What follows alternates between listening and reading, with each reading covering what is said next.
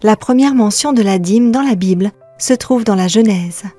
Au chapitre 14, Abraham rencontre Milchésédek, prêtre du Dieu Très-Haut, verset 18. Venant juste de récupérer sur ses ennemis un important butin, Abraham reçut la bénédiction de Milchésédek et lui donna la dîme de tout. Par cet acte, Abraham témoignait de sa reconnaissance envers Dieu et de sa loyauté envers lui.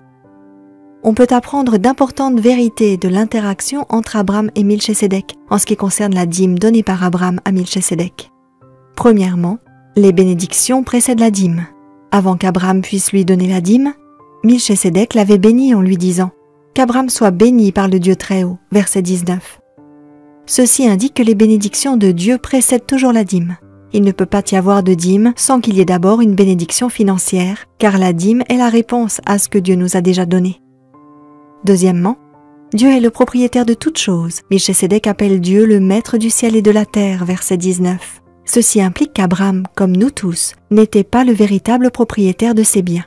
La dîme devient donc un acte de reconnaissance de la propriété divine de tous nos biens. Nous ne sommes que gestionnaires de ce que Dieu nous a confié. Troisièmement, Dieu a le pouvoir de nous délivrer du mal.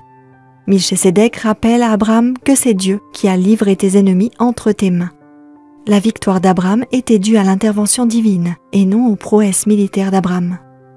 Lorsque nous adorons Dieu le sabbat et lui apportons nos dîmes et nos offrandes, nous reconnaissons qu'il nous a accordé des victoires et des bénédictions pendant toute la semaine ou tout le mois écoulé.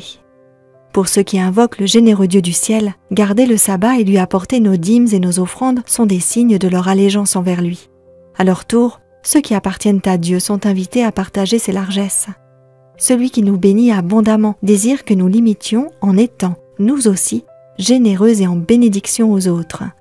Puissions-nous toujours mettre nos désirs à la dernière place et Dieu à la première.